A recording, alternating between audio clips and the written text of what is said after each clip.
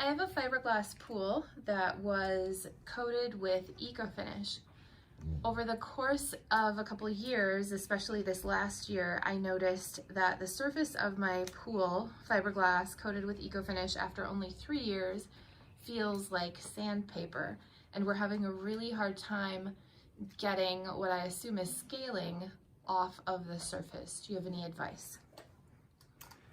I think my first question in that would be, why is it scaling? Why is calcium coming out of a solution and attaching to the surface of the pool? So while one might suspect that the surface is attracting the scaling, my concern would be, is the pool properly bonded and grounded? It almost sounds like to me we have an electrolysis thing happening in the pool. So while you're having a difficulty removing scale off of the surface of the pool, why is it getting there is the more important question. And what I would do is I would go back through and make sure anything and everything metal close and around the pool has been bonded. I would make sure that if you don't have one now, it's a salt pool. What I would do is I would put sacrificial anode built into the system, one that plumbs directly into the system, that has a bond wire attached directly to the piece of zinc, because then that also will drain off any potential low voltage electricity in the water.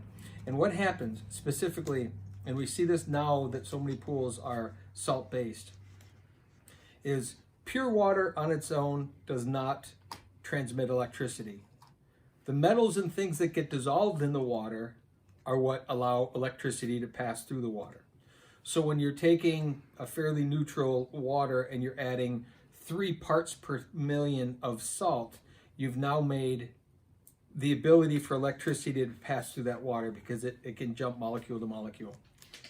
So it becomes all the more important to be sure that you have no bonding issues, grounding issues, because any trace voltage coming from anywhere, and anywhere could be leaked electrical into the ground, because our electrical grid system leaks electricity all the time. It could be from any low voltage. It could be from cable wires, nick cable wire. Could be from any low voltage speaker wires or anything in the surrounding area or the surrounding house. Those even teeny tiny voltages, not enough to hurt you or me, just trace voltages, are enough to affect the water. And what happens is you get a battery situation where you have electrolysis, and as that electricity is passing through the water, it's dropping the calcium out of solution, and that surface, it's adhering to the surface of the pool. So it's kind of a weird phenomenon. We saw it in the past, but not nearly much as we see it now, because of the addition of salt. And so many pools are salt-based chlorine systems, that we have to be really conscientious on the building end to make sure that we over bond the pool, that every possible place that we can hit, we hit, not the minimum code.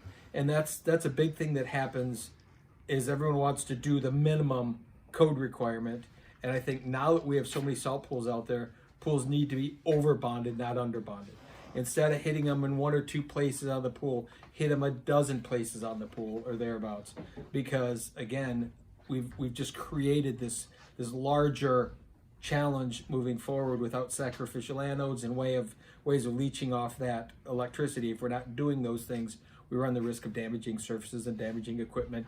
We're not going to damage human beings with it, because it's trace voltage stuff. We're used to that all the time. There's all kinds of things that we touch that have 10 volts, 12 volts, 15 volts in them all the time. We get all that kind of stuff. It's high voltage that we physically have a problem with, but low voltage creates all kinds of issues with equipment and water chemistry and pool finishes. So just a little history in terms of kind of what it could be.